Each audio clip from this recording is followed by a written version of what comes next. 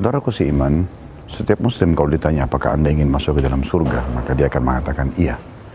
Surga sebuah tempat yang diimpikan oleh setiap orang yang beriman. Tempat yang abadi, tempat yang sangat luas, sangat besar. Sampai Allah subhanahu wa ta'ala menggambarkan dalam surah Al-Imran, surah nomor 3 ayat 133, kalau surga itu luasnya seluas langit dan bumi. A'udzu billahi minasyaitonir rajim. Bismillahirrahmanirrahim. Wasari'u ila maghfiratin min rabbikum wa jannatin arduhas samawati wal ardu uiddat lil muttaqin.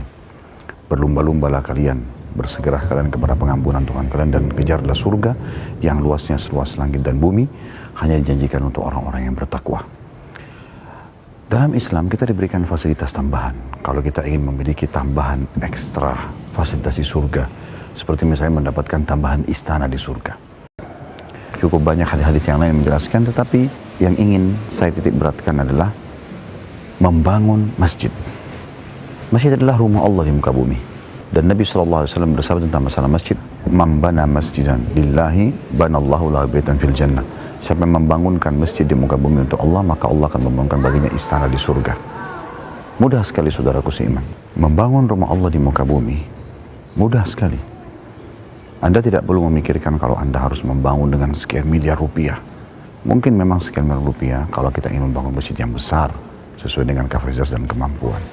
Tetapi ada sebuah hadis Nabi SAW yang berbunyi, siapa yang membangun rumah Allah di muka bumi, masjid, sebesar sarang burung, maka Allah akan membangunkan baginya istana di surga. 1.000 rupiah pun, bila ada masjid sedang dibangun, Anda menyumbang, maka cukup Anda mendapatkan istana di surga.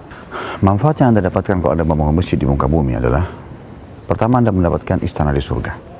Yang kedua, Anda akan memanen pahala setiap orang yang sholat di situ.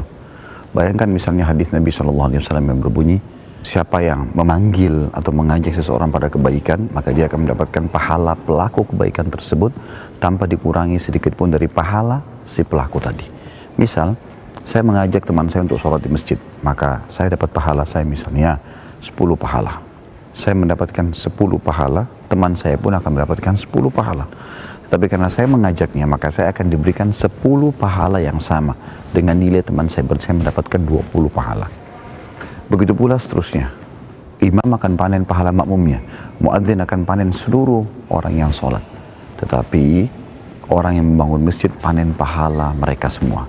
Dan bukan hanya di satu waktu sholat, tapi dia akan panen di setiap sholat selama masjid itu ada. Makanya masjid menjadi ranking nomor 1 dalam memperbanyak amal jariah.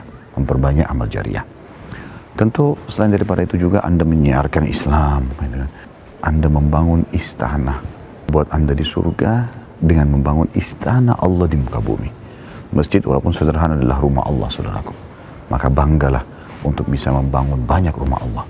Oleh karena itu saudaraku, jangan sia-siakan. Bangun masjid dan Anda akan dapat istana di surga. Subhanakallahumma bihamdika asyhadu an la ilaha illa anta astaghfiruka wa atubu ilaik. Wassalamualaikum warahmatullahi wabarakatuh.